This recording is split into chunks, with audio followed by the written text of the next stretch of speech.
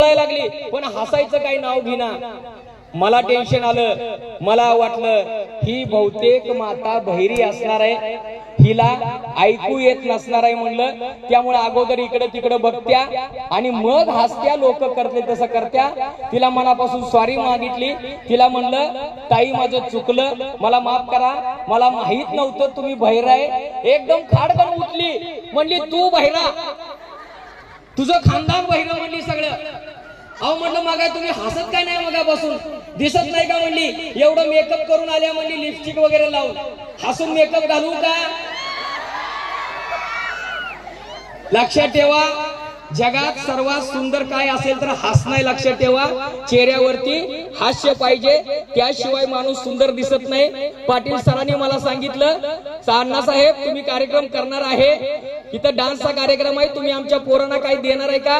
तर लक्षात ठेवा, मागच्याच आठवड्यात एक क्रीम शोधून काढलेली आहे मी, ती क्रीम लावल्या लावल्या माणूस एकदम सुंदर दिसायला चालू होतो। लक्षात ठेवा, मला सांगा ती क्रीम कुणा कुणाला पाहिजे? हात वर करायचे फक्त। गाडीमध्ये आणलेली क्रीम कुणा कुणाला पाहिजे? मोफत फ्री मध्ये फेअर अँड लवली लावून थकला असाल, शाबास।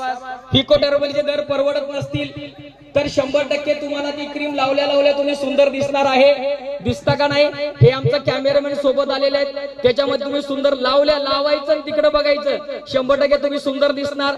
लक्षात ठेवा, मी सुद्धा तुमच्या वयाचा होतो, शाळेमध्ये होतो, काळजी करू नका।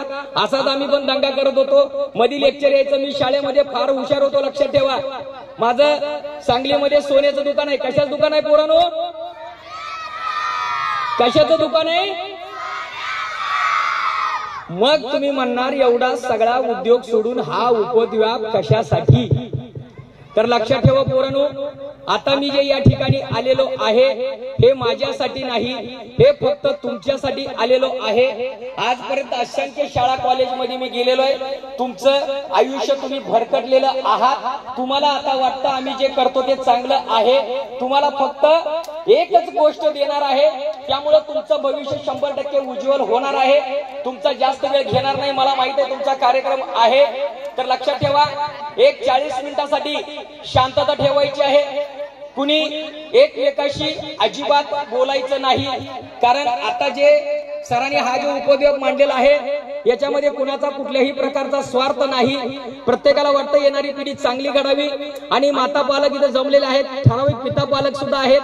तुम्हाला जर मातानं वाटत असेल की माझ्या नवऱ्यानं एक 20 एकर जमीन घेतलेली आहे, माझं भविष्य सुरक्षित आहे, माझ्या पोराचं भविष्य सुरक्षित आहे, तुम्हाला जर वाटत असेल की मी 1 लाखाची 1 करोड रुपयाची एफडी केलेली आहे आणि माझं भविष्य सुरक्षित आहे, तर ते मनातून काढून टाका।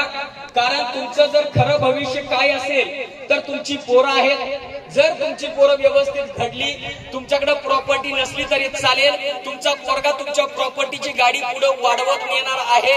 त्यामुळं आता जे मी तुम्हाला टेक्निक देणार आहे ते फक्त आणि फक्त तुमच्यासाठी असेल। तुमच्या पोरांना तुम्ही कसं घडवायचं आहे आयुष्यात। अजून एक 4 वर्षानं जर तुमची मैत्रीण तुम्हाला भेटली, कुणी विचारत नाही तुझी प्रॉपर्टी किती आहे, तुझी गाडी कुठली आहे, तुम्हाला फक्त एवढंच विचारलं जातं की तुमची मुलं काय करतात।